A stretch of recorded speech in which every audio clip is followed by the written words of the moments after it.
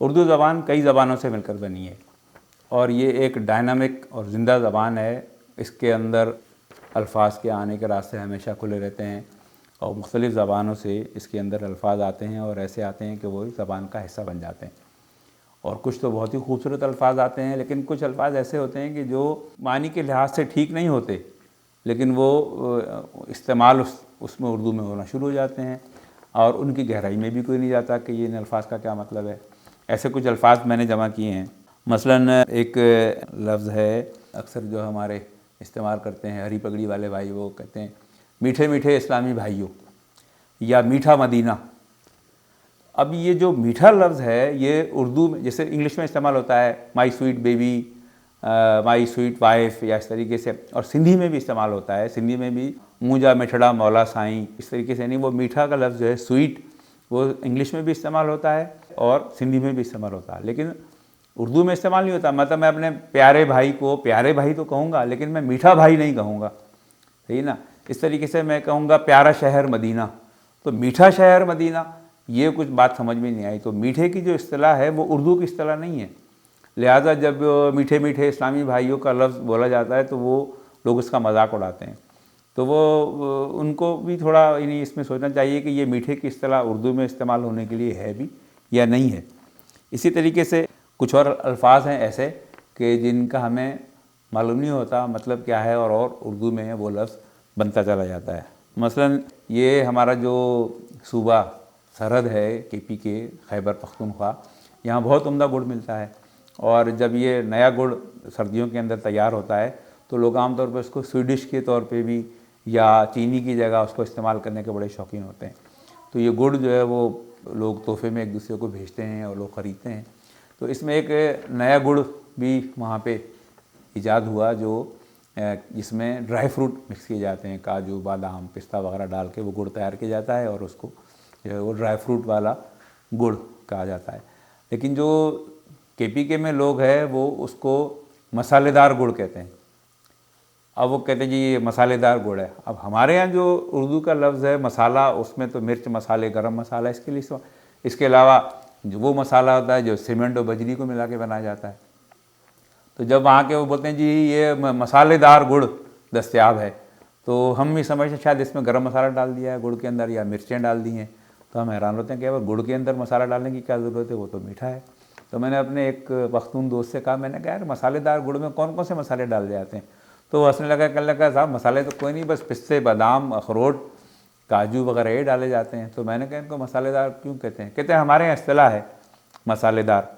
तो वो इस्तिलाह यहाँ आके वहाँ वो फिट नहीं बैठती उर्दू में। उर्दू की में उसके लिहाज से उसमें यही है भाई ड्राई फ्रूट वाला गुड़ या खुश्क मेवे वाला गुड़, ये कहना चाहिए।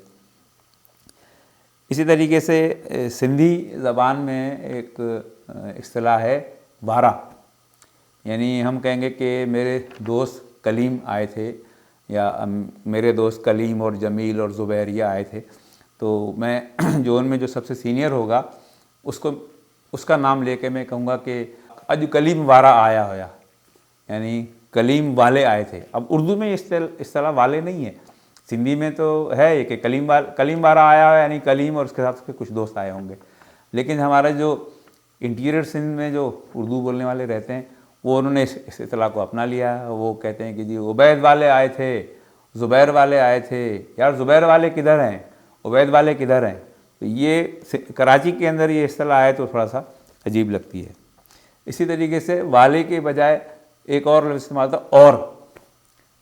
मसलन शकील भाई आए मेरे पास तो मैं कहूँगा कि आज शकील और यहाँ आए थे, ज़ुबैर और यहाँ आए थे, अमजद और यहाँ आए थे। अब ये और क्या है ये नहीं पता, लेकिन सिंध में रहने वाले जो उर्दू बोलने वाले हैं वही और की इस्तिलाह भी इस्तेमाल करते हैं। इसी तरीके से एक हम गुफ्तगू करते हुए कोई लफ्ज़ थोड़ा सा देर से जहन में आए तो वो कहते हैं कि जी क्या नाम है यार उसका, इस तरीके से करके हम करते हैं। तो वो सिंधी में कहते हैं कि यार नालो छा, उन्हें जो नालो छा।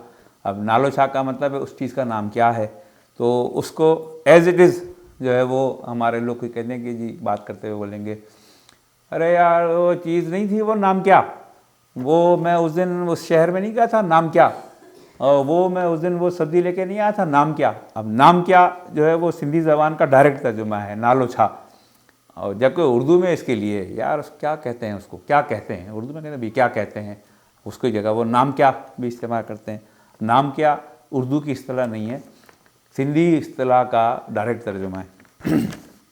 इसी तरीके से अगर कोई मशीन आप लेकर आएँ या कोई पुर्जा है या कोई इलेक्ट्रॉनिक चीज़ है और वो चल ही नहीं रही या ख़राब हो गई, बिल्कुल नहीं चल रही, तो इसका मतलब है कि वो ठप हो गई, ख़त्म हो गई।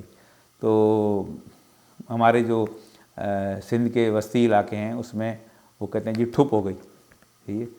अब ठुप हो गई का मतलब है बिल्कुल फूक गई, उड़ गई। तो उस ठुप जो है उसको और उर्दू के लफ्ज़ को नहीं चलता, यानी ठुप हो रही है नहीं चल रही, उसको मिला के एक इस्तिलाह बनाइए जो हमारे मीरपुर ख़ास, बदीन और इधर ठट्टा वगैरह के लोग बोलते हैं। वो कोई चीज़ कहते हैं, साहब ये आपका ट्रक सही है, होता है साहब सही किधर से, ठुप नहीं चलता। ठुप नहीं चलता का मतलब है बिल्कुल फारेगा ख़त्म है, ये रेडियो है बेकार है यार, ये ठुप नहीं चलता। तो ये एक सिंधी और उर्दू की दो इस्तिलाहों को मिला के एक इस्तिलाह है ठुप नहीं चलता। तो ये सिंध के कुछ इलाकों में ये इस्तिलाह इस्तेमाल होती है। इसी तरीके से एक जो हमारे कराची के कच्छी हैं या बलोच हैं, मकरानी हैं, तो उनमें कुछ लोगों को ये लफ्ज़ बोलते हुए मैंने सुना कि किस लिए या क्या है, तो वो या काहे के लिए। अब काहे के लिए, किस लिए, क्या है, इसको मिला के एक इस्तिलाह बन गई क्या के लिए, यानी किसके लिए, किसकी जगह क्या आ गया, और लिए का पहले भी एक ये लग गई आग, ये तुम इधर क्या के लिए जाता है, अरे इधर क्या के लिए आया है। ये क्या के लिए भी जो है वो कराची में बलोच ख़ासतौर पे वो इस तरह, अब पता नहीं करते नहीं, पहले तो करते थे इस्तेमाल। इसी तरीके से एक जो लफ्ज़ है प्यास, प्यास जो है वो उर्दू में पानी की प्यास या किसी भी चाय की प्यास, किसी को कहते हैं प्यास, और जिस शख्स को प्यास लगी हुई हो उसको कहते हैं प्यासा। लेकिन सिंधी में यही इस्तिलाह जो है प्यासा जो है वो हो जाएगी प्यासी। प्यासी का मतलब है वो शख्सियत जिसको प्यास लगी हुई हो, और उर्दू में प्यासा का मतलब है वो इंसान जिसको प्यास लगी हुई हो। तो यानी मुज़क्कर में उर्दू में जो लफ्ज़ है प्यासा, सिंधी में वही लफ्ज़ है प्यासी। हो जेको और चाहे जो वॾो प्यासी आहे, यानी वो बड़ा चाय का प्यासी है, वो पानी जो वॾो प्यासी आहे। यही लफ्ज़ उर्दू में बोला जाए तो वो औरत के लिए है प्यासी। तो सिंधी बोलने वाले उर्दू में भी कभी ये लफ्ज़ इस्तेमाल कर जाते हैं कि यार हम तो उसके घर गए, दोपहर में बड़ी गर्मी थी, हम तो बड़े प्यासी हो रहे थे। तो वो लोग हंसते हैं कि यार तुम तो मर्द हो, तुम कैसे प्यासी हो गए। तो हम सिंधी ज़बान का लफ्ज़ ही प्यासी है।